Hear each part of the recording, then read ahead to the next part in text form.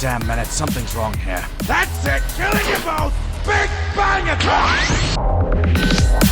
Welcome to We For John, the podcast channel dedicated to men and the silent struggles we face day to day. From tips to deep conversations, we strive to give you a voice in a world that wants to keep you silent. I'm your host, Soaring. Today's topic is going to be a little bit of a hard one, something I've been struggling with, and that is depression. Our topic of the day is a hard one for me specifically, and it is depression. As someone who suffers from bouts of depression, it's pretty hard for me to find pleasure in the things that I used to. Gaming, model kits, writing, art, etc. So I had to find ways to trick my brain into letting me do those things with a goal in mind. So I'll give you a couple of game examples and tips that I've used to help me mitigate those feelings of depression. When I play games, I try to establish a routine based on what I'm playing. So for instance, Fortnite, I try to make sure that I do my daily and weekly tasks. Try and do at least a minimum of 2 weekly tasks each time I play. The main goal is to level up so that I can finish out the battle pass. And with this season literally ending today, I made sure that I got all the rewards that I wanted. Mostly so that I don't feel regret for not capitalizing like I did in past seasons. So establish a routine. Figure out in your brain a gameplay loop that you can repeat over and over again. 1, to help you stay in the game, and 2, give you a feeling of accomplishment. Little hits of dopamine to help trick your brain into thinking that you're doing something. When we're able to get sucked into the loop, it's easier to find those moments of happiness, getting that victory royale, getting all your quests done, finishing the battle pass so you don't feel like you wasted $10. The little victories, they add up and they become a great reminder to keep at it. Next is I try to pick a metric in the gameplay that I want to improve on. I could give another example of Fortnite, but I'm going to pivot to a newer game that I just picked up recently that was on sale, and that is Dome Keeper. Love resource management games, where the resources on the map and the resource of time are at constant odds with one another. You start to learn to prioritize one over the other as you finish the run. The runs are fairly short. They're probably about 30 minutes, and after you set the game mode and specific settings, you head into the world inside your dome.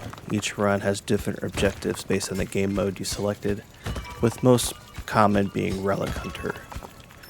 You're armed with a drill, and you must dig down below the dome and find iron and water and crystals, I believe. And as you use those resources, you upgrade your dome, you upgrade your tools. You also get to add a display timer for the impending wave of monsters. And what you have to do is you have to prioritize that time. Do you spend all your time down in the caverns, or do you spend that time making sure that you go up? So for me, I look at what metric I can work on. For Dome Keeper, it's how to better use my time. If I spend too much time in the cavern searching for water or iron, I run the risk of missing the start of the monster wave, which could put me in resource debt because I have to then use my resources to heal the dome, or else it makes it increasingly harder and harder to keep it alive. You can even translate that feeling into your real life, how you use your money and time, and it's all about give and take. I could pay someone to change my oil, or I can learn how to do it myself. Or do I buy that game that's on sale, or do I do something wiser with both my time and money? Now, what does that have to do with depression? Well, for me specifically, when I misuse my resources, I internalize it as shortcomings. I know that rationally it's not all my fault and not even all that bad, but when you grow up in a household where you're never good enough for attention or constantly being compared to a sibling who seemingly has all their shit together, it's hard to face those errors and not struggle with it. How it shows for me when I feel depressed might be different for me than it is for you. But I lose interest in the things that I like, which is gaming, model kits, or even messaging my friends in Discord. I have a feeling of worthlessness or overwhelming pessimism. Sometimes I feel fatigued, like all the energy is gone when I finish work. While I'm trying to find therapy help, I have to find ways to trick my brain into not falling down the ever ending rabbit hole that is depression. That's why I make routines in my games. I find metrics that can improve because in my brain, if I can trick myself into feeling like I'm being productive, then those feelings of worthlessness are able to be pushed away. It doesn't always work, and sometimes I just have to fire up the Steam Deck and find a game to play. Chasing things like achievements are also nice for that little hit of dopamine. I used to be angry when I felt depressed. Hell, I even tried to commit suicide in 2009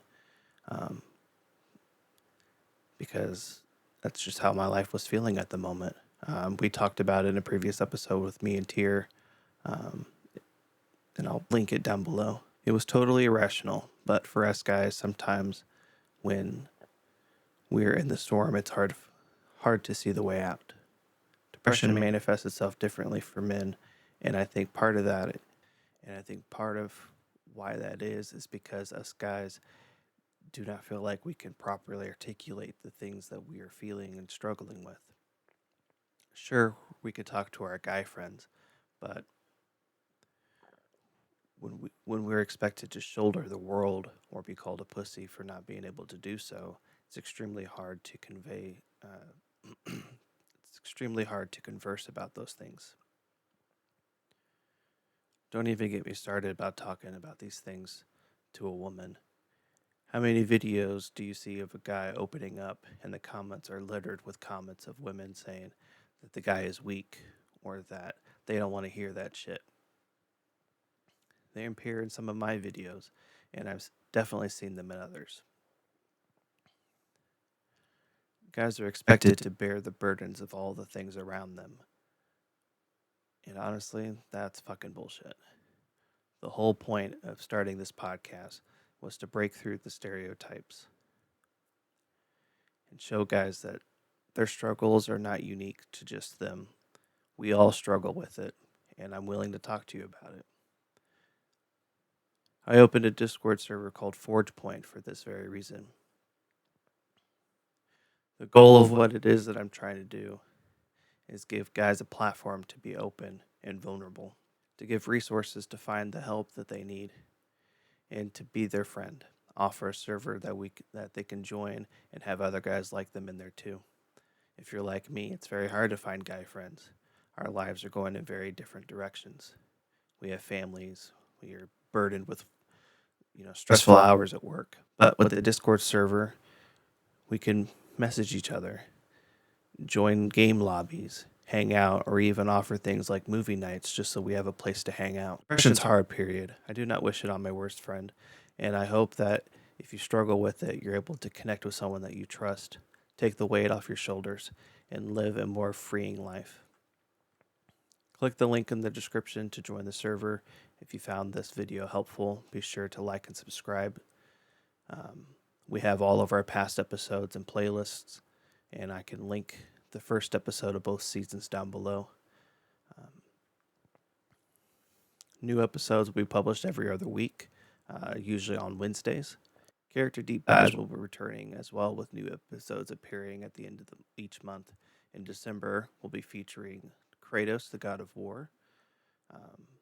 Talk about his struggles with anger, grief, humility. So, thank you so much for watching. I'm Soaring, and remember, we forge on together, never alone.